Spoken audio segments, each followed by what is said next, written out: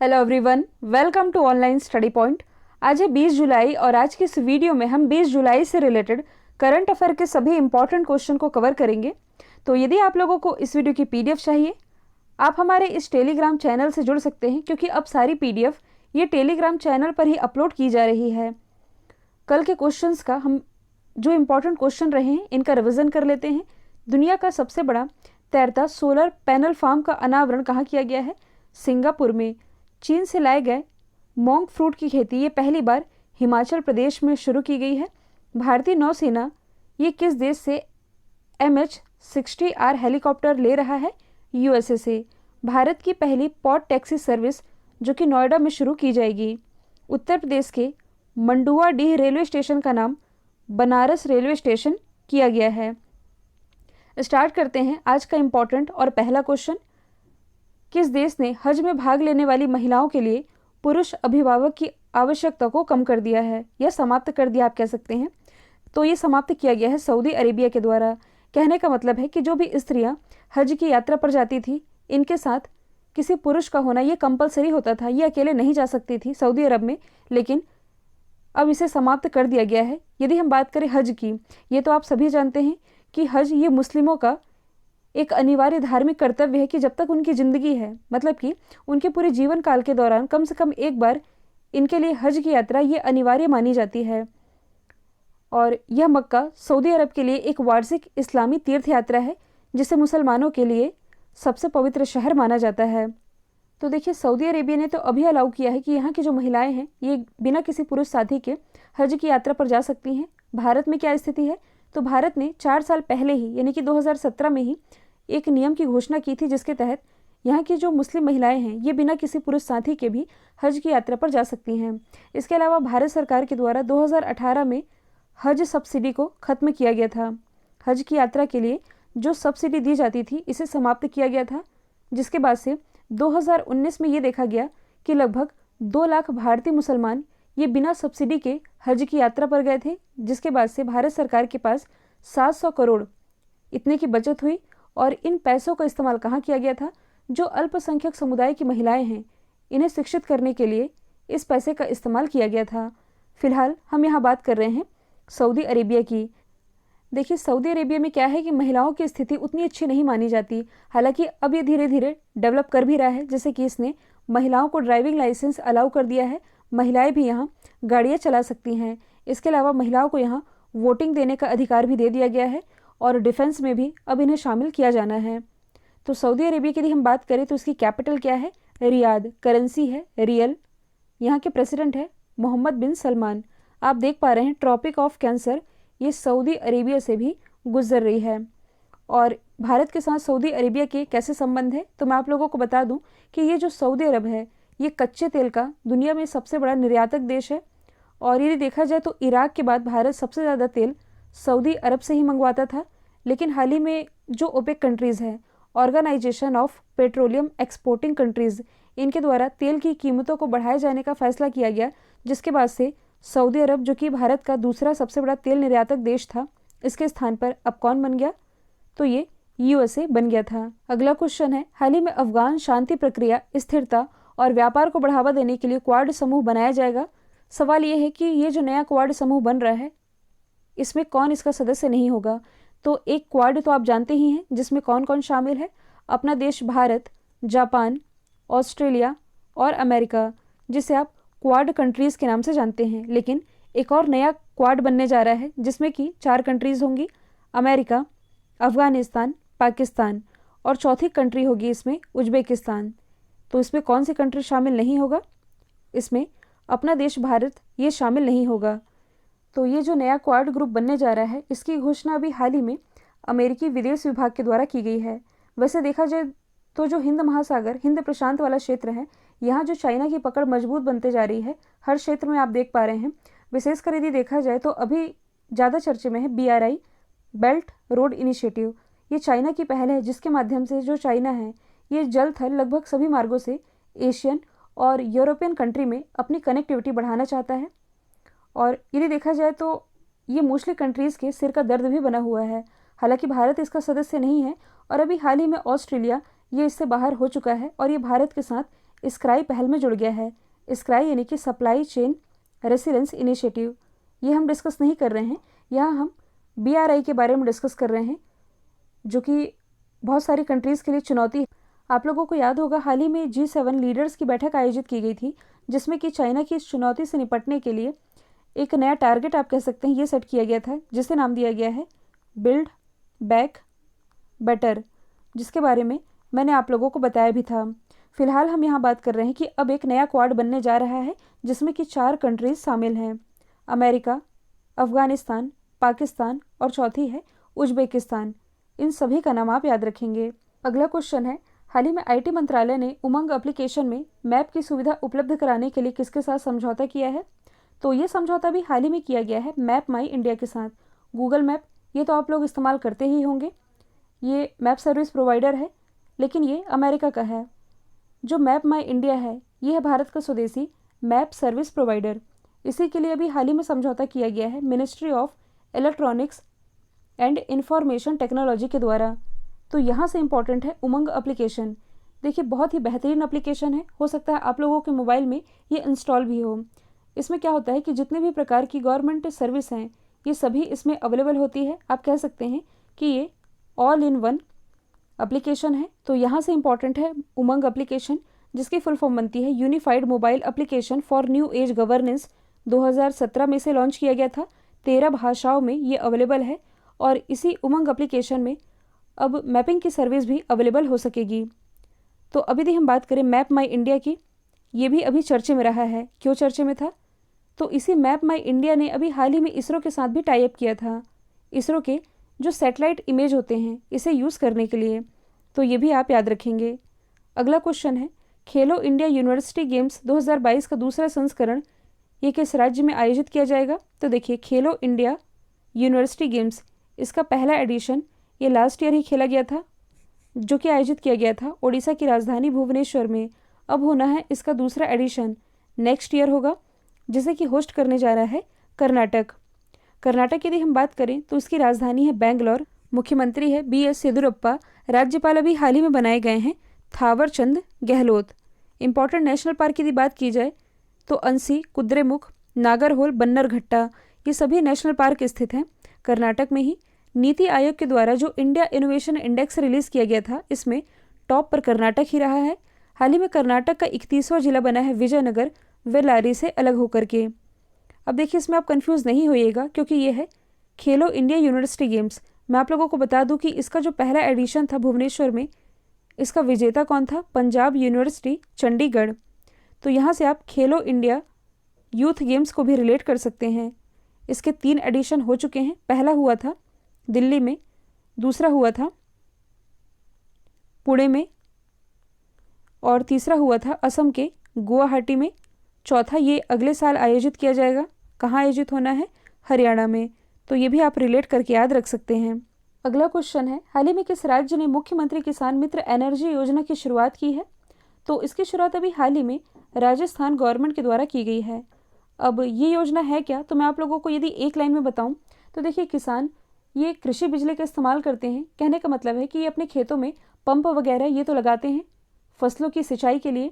तो ऐसे में कृषि बिजली पर कनेक्शन के लिए 1000 रुपये तक की सब्सिडी ये देगी राजस्थान गवर्नमेंट, और इसी के लिए ये योजना लेकर के आ रही है जिसका नाम है किसान मित्र एनर्जी योजना। राजस्थान की यदि हम बात करें, जो कि क्षेत्रफल की दृष्टि से भारत का सबसे बड़ा राज्य है, इसकी राजधानी है जयपुर, जहां भारत का पहला अंगदान स्मारक यानी कि ऑर्गन डोनर मेमोरियल इसकी स्थापना की गई। हवा महल जयपुर में स्थित है। यूनेस्को के द्वारा इसे 2019 में वर्ल्ड हेरिटेज साइट में शामिल किया गया था। पिंक सिटी ये भी जयपुर को ही कहा जाता है। मुख्यमंत्री ये हैं अशोक गहलोत, राज्यपाल ये हैं Kalraj Mishra. Important national park की यदि बात की जाए तो रणथंभौर, सरिस्का, केवलादेव डेजर्ट ये सभी नेशनल पार्क राजस्थान में स्थित हैं। यदि आप करंट से रिलेट करेंगे तो हाल ही में भारत का 52वां टाइगर रिजर्व बना है, राजस्थान में स्थित है Ramgarh Vishdhari wild life sanctuary. ये है भारत का 52वां टाइगर रिजर्व और राजस्थान का चौथा टाइगर रिजर्व बन गया है। अगला क्वेश्चन है, हाल ही में मुंबई हवाई अड्डे का कार्यभार किसने संभाला है? तो ये संभाल लिया है अडानी ग्रुप ने इसकी घोषणा अभी हाल ही में की गई है। और ऐसा नहीं है कि अडानी ग्रुप पहली बार किसी एयरपोर्ट की कमान अपने हाथों में ले रहा है। ये पहले भी जैसे कि लखनऊ, मैंगलोर और अहमदाबाद एयरपोर्ट इसकी कमान संभाल चुका है। और अब ये चौथा एयरपोर्ट बन चुका है, मुंबई एयरपोर्ट, जिसे अब संभालेगा अडानी ग्रुप। और इसी के साथ हाल ही में अडानी ग्रुप ने आर.के. जैन की नियुक्ति कर दी है हवाई अड्डे के व्यवसाय के CEO के रूप में। नई नियुक्ति हुई है। यदि हम बात करें अडानी ग्रुप की, इसकी स्थापना 1988 में हुई थी। हेडक्वार्टर ये स्थित है अहमदाबाद, गुजरात में। यदि हम बात करें कि ये कौन कौन सी सर्विस प्रोवाइड कराता है, तो देखिए पोर्ट मैनेजमेंट की, इलेक्ट्रिक पावर की, माइनिंग हो गया, रिन्यूएबल एनर्जी हो गया, इसके अलावा airport operation, coal gas, infrastructure, ये सभी सुविधाएं ये अडानी ग्रुप के द्वारा प्रोवाइड कराई जाती है। और अब यदि हम बात करें अडानी ग्रुप के मालिक कौन हैं, तो ये हैं गौतम अडानी, जो कि यदि देखा जाए तो मुकेश अंबानी के बाद भारत के दूसरे सबसे अमीर व्यक्ति भी हैं। और अडानी ग्रुप से ही रिलेटेड एक न्यूज़ निकल कर के सामने आई थी, शायद ये नवंबर या दिसंबर 2020 की न्यूज़ है। हाल ही में जो अडानी ग्रुप है ये दुनिया की सबसे बड़ी सोलर पावर कंपनी बनी थी। अगला क्वेश्चन है, किस राज्य के द्वारा एक ब्लॉक एक प्रोडक्ट योजना की शुरुआत की जाएगी? इसकी शुरुआत की जानी है हरियाणा गवर्नमेंट के द्वारा। तो देखिए आप इसे ऐसे समझ सकते हैं जैसे कि जो उत्तर प्रदेश गवर्नमेंट है इसके द्वारा लाया गया था 1 डिस्ट्रिक्ट 1 प्रोडक्ट। कहने का मतलब है कि उत्तर प्रदेश के एक जिले के एक उत्पाद को पहचान देने के लिए इस तरह की योजना शुरू की गई थी। जैसे कि झांसी की यदि हम बात करें तो यहाँ स्ट्रॉबेरी फेस्टिवल का आयोजन किया गया था। मुख्यमंत्री योगी आदित्यनाथ ने इसका आयोजन किया था, जिसके बाद से स्ट्रॉबेरी को यहाँ पहचान मिली। इसके बाद कुशीनगर की यदि हम बात करें तो यहाँ बनाना फेस्टिवल का आयोजन किया गया था। और भी कई अलग अलग ज़िलों में किसी प्रोडक्ट को खास पहचान देने के लिए इस तरह की पहले शुरू की गई थी। और इसके लिए फेस्टिवल का भी आयोजन किया गया था ताकि लोगों की नज़र में वो प्रोडक्ट आ सके। तो उत्तर प्रदेश गवर्नमेंट ने ये तो शुरू किया था जिला के लेवल पर, यानी कि एक जिला एक प्रोडक्ट। लेकिन जो हरियाणा गवर्नमेंट है इससे भी छोटे लेवल पर, आप कह सकते हैं ब्लॉक लेवल पर, एक ब्लॉक के एक प्रोडक्ट को पहचान देने के लिए इस तरह की योजना ला रही है, जिसका नाम है एक ब्लॉक एक प्रोडक्ट योजना। और अपनी इस योजना के तहत राज्य सरकार हर ब्लॉक को किसी न किसी औद्योगिक दृष्टि से जोड़ने की योजना बना रही है, जिसके लिए तेज़ी से काम भी करना इसने शुरू कर दिया है। यदि हम बात करें हरियाणा की, तो इसकी राजधानी चंडीगढ़। मुख्यमंत्री कौन है? मनोहर लाल खट्टर। राज्यपाल ये भी नए बनाए गए हैं, इनका नाम क्या है? बंडारू दत्तात्रेय। बंडारू दत्तात्रेय ये पहले थे हिमाचल प्रदेश के राज्यपाल, लेकिन अब हिमाचल प्रदेश के राज्यपाल कौन बन गए हैं? राजेंद्र विश्वनाथ। कल भी मैंने आप लोगों को बताया था, डेली हम ऐसे डिस्कस करेंगे तो जितने भी 8 राज्यों की नई नियुक्तियां हुई हैं ये आप लोगों को याद हो जाएंगी। हरियाणा के 2 इंपॉर्टेंट नेशनल पार्क है, सुल्तानपुर और कलेश्वर। साथ ही मैंने आप लोगों को बता ही दिया है 2022 में खेलो इंडिया यूथ गेम्स का चौथा संस्करण ये हरियाणा में ही आयोजित किया जाएगा। अगला क्वेश्चन है, हाल ही में द इंडिया स्टोरी किताब किसके द्वारा लिखी गई है? तो इसके राइटर हैं विमल जालान। विमल जालान जो कि RBI के पूर्व गवर्नर रह चुके हैं, इन्हीं के द्वारा ये किताब लिखी गई है जो कि भारत के आर्थिक इतिहास पर केंद्रित है। किताब का नाम है द इंडिया स्टोरी। ये तो इन्होंने अभी हाल ही में लिखी है। इसके अलावा इन्हीं की 2 अन्य किताबें हैं, इंडिया देन एंड नाउ और इंडिया अहेड। विमल जालान इसके राइटर हैं। अदर ऑप्शन की यदि हम बात करें तो रघुराम राजन, ये भी RBI के पूर्व गवर्नर रह चुके हैं। इनके द्वारा एक किताब लिखी गई है जो कि कई बार एग्जाम में पूछी गई है, द थर्ड पिलर। और ये भी अभी चर्चे में रहे हैं क्योंकि अभी हाल ही में इन्हें तमिलनाडु का आर्थिक सलाहकारी परिषद में सदस्य के रूप में इन्हें चुना गया है। रस्किन बॉन्ड की यदि हम बात करें तो बहुत ही दिग्गज राइटर हैं। इनके द्वारा लिखी गई किताब का नाम है how to become a writer. और एक और किताब है it's a wonderful life. Viswanathan Anand की यदि हम बात करें तो ये शतरंज से रिलेटेड हैं। राजीव गांधी खेल रत्न अवार्ड के पहले विजेता ये हैं। साथ ही भारत के पहले ग्रैंड मास्टर ये भी विश्वनाथन आनंद ही हैं। लास्ट ईयर इनकी एक किताब लॉन्च की गई, किताब का नाम है माइंड मास्टर। अगला क्वेश्चन है, किस सोशल मीडिया कंपनी ने अपने फ्लिट्स फीचर को बंद करने की घोषणा की है? तो ये घोषणा भी हाल ही में ट्विटर के द्वारा की गई है। ये जो फ्लिट्स फीचर है ट्विटर का, इसके माध्यम से क्या होता था कि जो यूज़र है, यूज़र की फ़ोटो और वीडियो पोस्ट जो होती थी ये 24 घंटे के भीतर ही ऑटोमेटिकली गायब हो जाती थी और इसी फीचर को इसने अब बंद करने का फैसला किया है, जो कि इसने लास्ट ईयर ही भारत, साउथ कोरिया, इटली और ब्राज़ील में टेस्टिंग के तौर पर लॉन्च किया था। और भारत सरकार और ट्विटर के बीच का विवाद, ये तो आप सभी जानते हैं, काफ़ी ज़्यादा चर्चे में रहा था। हालांकि अब ट्विटर के द्वारा भारत में इसका शिकायत अधिकारी ये नियुक्त कर दिया गया है। ट्विटर की यदि हम बात करें तो इसकी स्थापना 2006 में हुई थी। हेडक्वार्टर कैलिफोर्निया यूएसए में स्थित है। जैक डॉर्सी ये हैं इसके सीईओ। और यदि आपसे पूछा जाए कि भारत का ट्विटर किस एप्लीकेशन को कहते हैं, कू एप्लीकेशन को। अगला क्वेश्चन है, किस देश में कवरेज के दौरान भारतीय पत्रकार जिनका नाम है दानिश सिद्दीकी, इनकी हत्या कर दी गई है? तो इनकी हत्या भी हाल ही में अफगानिस्तान में कर दी गई है। यही थे Danish Siddiqui, Indian photo journalist थे, जिनकी अफगानिस्तान में हत्या की गई है। किसके द्वारा? तालिबानी आतंकियों के द्वारा। मैं आप लोगों को बता दूं कि ये वही दानिश सिद्दीकी है जिन्हें रोहिंग्या संकट को कवर करने के लिए 2018 में पुलित्जर अवार्ड से भी सम्मानित किया गया था। जाने माने जर्नलिस्ट थे। इन्हें यूएसए, इंग्लैंड, चाइना और भारत समेत और कई देशों में इन्हें फोटो जर्नलिज्म के लिए अवार्ड से सम्मानित किया गया था। इनकी जो हत्या हुई, जिसके बाद से अमेरिका के जो प्रेसिडेंट हैं जो बाइडन, इन्होंने दुख भी व्यक्त किया है। अब यहाँ से सवाल ये बनता है कि इनकी हत्या क्यों की गई है। तो देखिए, आप लोगों ने एक एयरबेस का नाम सुना होगा, बगराम एयरबेस, जो कि सबसे ज़्यादा चर्चे में था, अफगानिस्तान में स्थित है। चर्चे में आया क्यों था?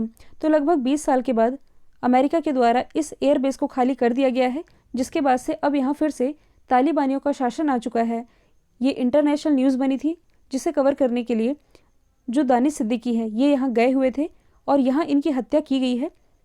मैं आप लोगों को बता दूं कि यूनाइटेड नेशन की एक रिपोर्ट है 2018 से 21 के बीच। रिपोर्ट ये कहती है कि इन 3 सालों के बीच यदि देखा जाए तो अफगानिस्तान में 33 से ज़्यादा पत्रकार ये मारे गए हैं। तो ये चिंता का विषय है। यदि हम बात करें अफगानिस्तान की, इसकी राजधानी है काबुल, करेंसी ये है अफगानी, प्रेसिडेंट है अशरफ गनी। 2 बांध का नाम आप याद रखेंगे, एक तो है सैला बांध, जिसका निर्माण भारत के द्वारा पहले ही किया गया था अफगानिस्तान में। दूसरे का निर्माण होना है जिसका नाम है सहतूत बांध, ये भी चर्चे में भी आया था। कल जो मैंने आप लोगों से सवाल पूछा था, इसका राइट आंसर था एम्स्टर्डम। आप लोगों के लिए आज का सवाल है, प्रेग्नेंट महिलाओं के लिए कोविड टीकाकरण अभियान मातृ कवचम ये किसने लॉन्च किया है? तो इसका जो भी आंसर है कमेंट बॉक्स में बताइएगा। वीडियो यदि पसंद आया तो लाइक कीजिए, शेयर कीजिए, चैनल को सब्सक्राइब करना बिल्कुल मत भूलिएगा। आज के लिए इतना ही। Thank you so much.